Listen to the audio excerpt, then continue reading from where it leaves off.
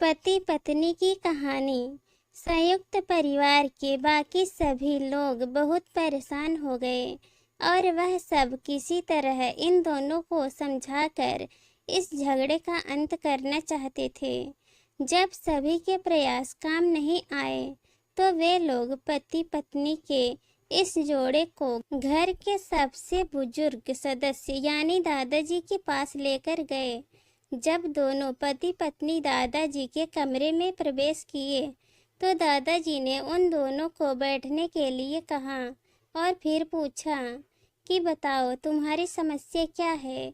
दोनों पति पत्नी एक साथ बोल पड़े और एक दूसरे पर आलोचनाओं की झड़ी लगा दी।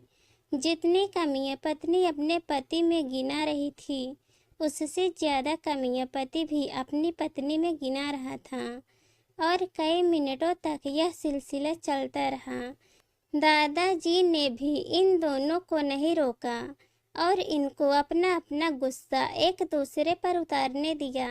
आखिर में जब दोनों एक दूसरे की बुराइयां करके थक गए और शांत हो गए तब दादाजी ने कहा, अब दोनों एक दूसरे की अच्छाइयाँ बताओ।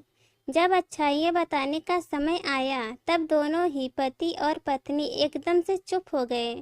शायद गुस्से में उन्हें कुछ याद नहीं आ रहा था या फिर गुस्से की वजह से ही वह एक दूसरे की अच्छाइयाँ बताना नहीं चाहते थे।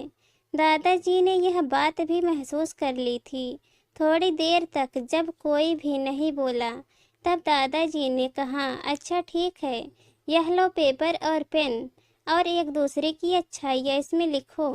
पति पत्नी दोनों ही पेपर और पेन लिया और एक दूसरे से काफी दूर जाकर बैठ गए। थोड़ी देर तक ना पति ने कुछ लिखा ना पत्नी ने। फिर पति ने पेपर में कुछ लिखना शुरू किया। उसे देखकर पत्नी ने भी अपने पेपर में लिखना शुरू कर दिया। ऐसा लग रहा था जैसे दोनों एक दूसरे से कंपटीशन कर रहे हों। काफी समय तक दोनों ने पेपर में लिखा और जब पेपर लिखावट से भर गया तब दोनों ने अपना अपना पेपर लेकर दादाजी के पास उन्हें देने के लिए गए। दादाजी ने उन दोनों के ही पेपर लेने से मना कर दिया और कहा कि अपने अपने पेपर एक दूसरे को दे दो और अब एक दूसरे के पेपर पढ़ो। पति ने पत्नी को और पत्नी ने पति को अपना पेपर दे दिया।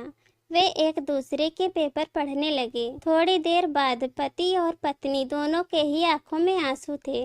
पेपर में अपने बारे में लिखी अच्छाइयाँ पढ़कर पत्नी तो फूट फूट कर रोने लगी। पत्नी को रोता देख पति उसे चुप कराने के लिए दौड़ पड़ा और माफ़ी मांगते हुए उसे मनाने लगा।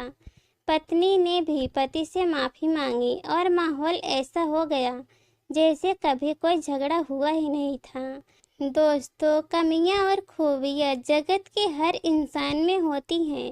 अब हमारे ऊपर होता है कि हम कमियां देखकर अपने जीवन को नर्क बना लें या खूबियां देखकर अपने जीवन को स्वर्ग बना दें। इस कहानी पर आप लोगों की क्या राय है कमेंट में ज़रूर बताना और अगर वीडियो पसंद आए तो हमारे चैनल को लाइक शेयर और सब्सक्राइब कर देना। कहानी सुनने के लिए आप सभी लोगों का बहुत बहुत धन्यवाद।